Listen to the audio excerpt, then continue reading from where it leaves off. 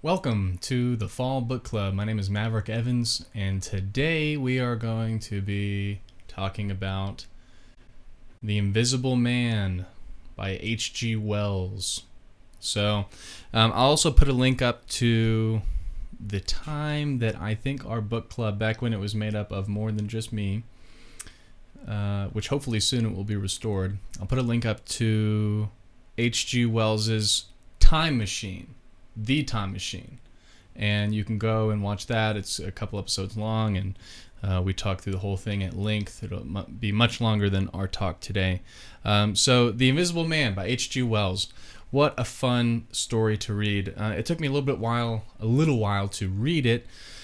I kind of lost interest halfway through and decided to just muster up the discipline and finish it out. And so just to give you a quick overview of the story, if you don't want any spoilers, leave now, go read it. It's a very short book. I'm looking here now. It's just over, around 136 pages in this small paperback copy. So if you are a swift reader, which I am not, then I'm sure that you could make quick work of this in about a day or so. Surely a week of disciplined reading each night before bed could finish this story off quite well. And so what is it? Obviously, the title kind of gives it away. The Invisible Man. As it suggests, it's about an invisible man. And you kind of start the story out with a man covered in bandages and a trench coat with a large hat and very large mirrored spectacles on, with leather gloves and boots and all that. Just completely covered head to toe. No ounce of flesh showing. Why? Well, as the reader, you surmise that it's because he is, in fact, the Invisible Man. And for some reason, when you read things like Bram Stoker's Dracula, you have to put yourself in the shoes of a reader that may have read it when it first came out, in which case you would not know who Dracula is.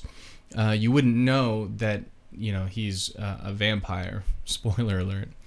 And so when you read Bram Stoker's Dracula, it's kind of humorous reading through it, because the author tells the story as if the reader doesn't know that it's about a vampire.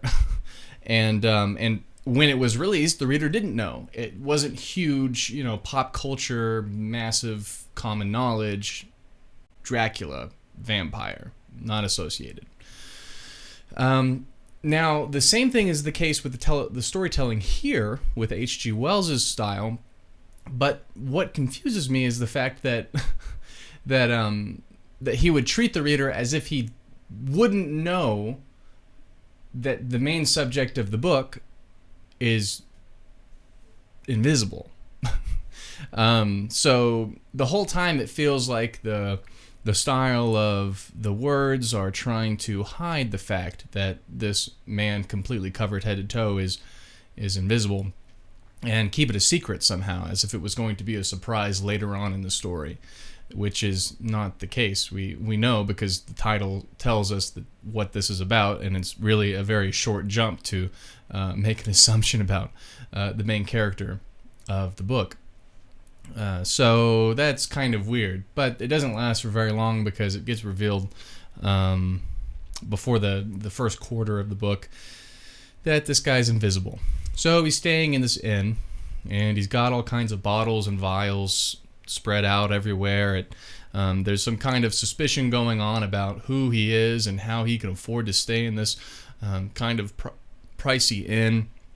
And he's gone most of the day. When he isn't gone, he locks himself up in his room. He's very rude, irritable, antisocial, all kinds of these unpleasant characteristics.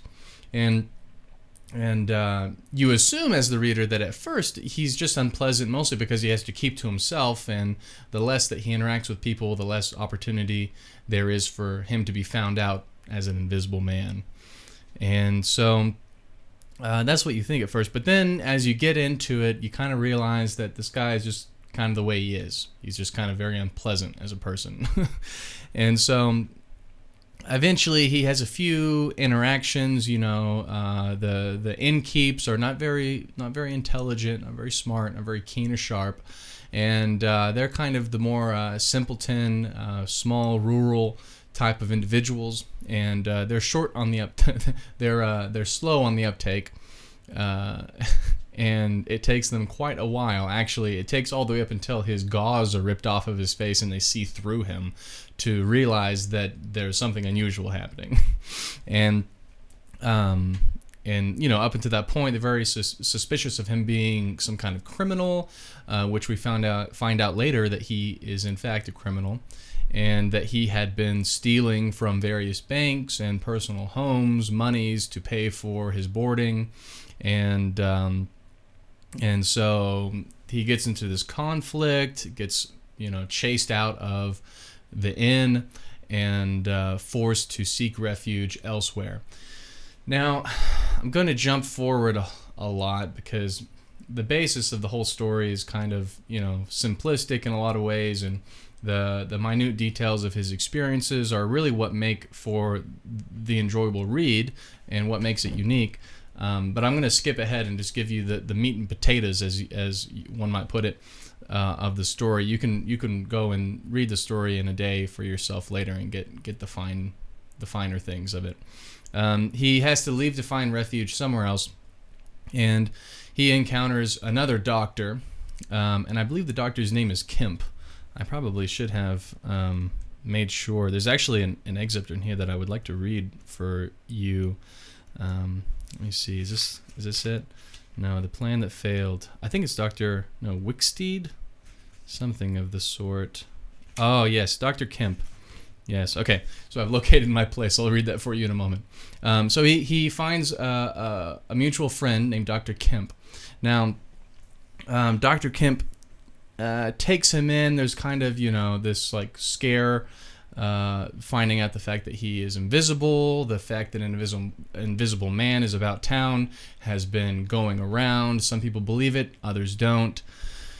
And he sits down and is fine with the fact that this guy's invisible.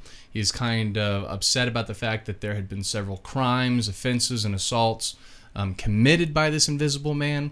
And Kemp plays coy almost. He decides to deceive the invisible man by pretending to be his confidant and his refuge and supporter.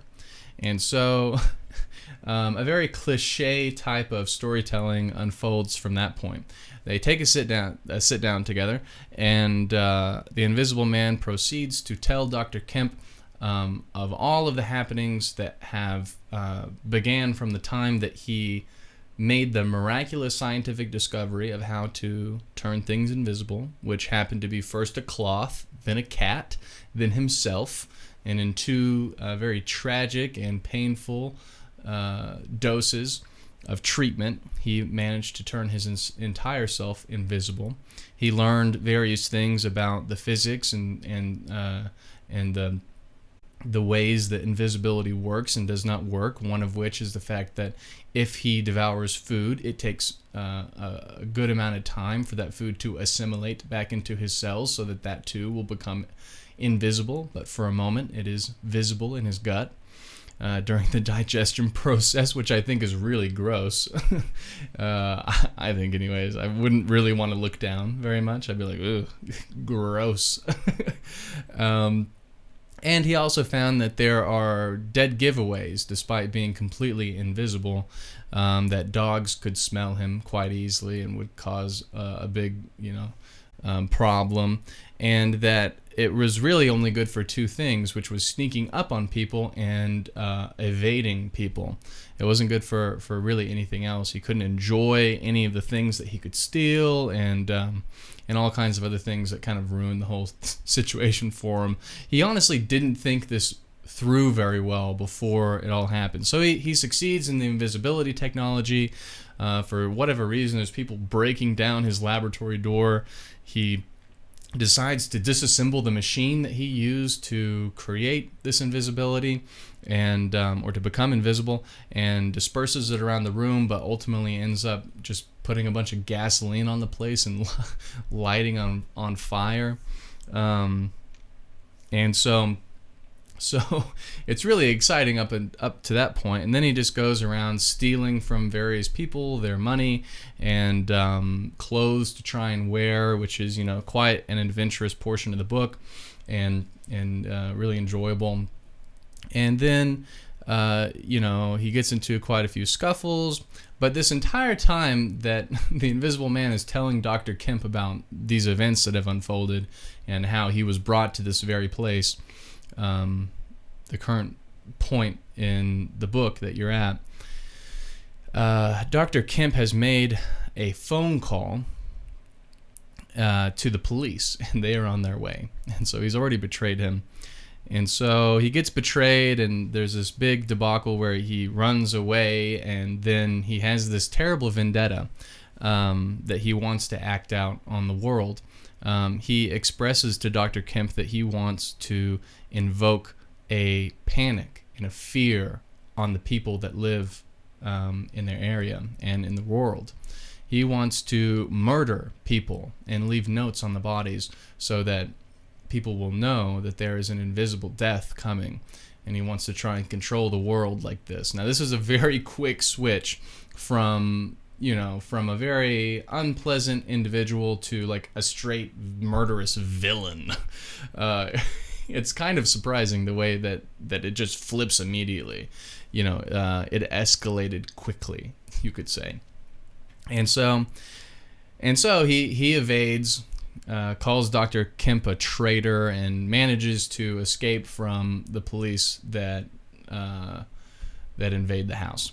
So that happens, and then at some point there's a letter that is written and sent to Dr. Kemp, and this is what it reads. This is chapter 27, The Siege of Kemp's House. Kemp read a strange missive written in pencil on a greasy sheet of paper. Quote, "You've been amazingly energetic and clever," this letter ran. "Though what you stand to gain by it I cannot imagine. You are against me. For a whole day you have chased me. You have tried to rob me of a night's rest, but I have had food in spite of you. I have slept in spite of you, and the game is only beginning. The game is only beginning. There is nothing for it but to start the terror. This announces the first day of the terror. Port Burdock is no longer under the Queen. Tell your colonel of police. And the rest of them. It is under me, the terror. This is day one of year one of the new epoch. The epoch of the Invisible Man. I am Invisible Man the First. To begin with, the rule will be easy. The first day there will be one execution for the sake of example. A man named Kemp. Death starts for him today. He may lock himself away, hide himself away, get guards about him, put in armor if he likes. Death, the unseen death is coming. Let him take precautions. It will impress my people. Death starts from the pillar box by midday. The letter will fall in as the postman comes along. Then off. The game begins. Death starts.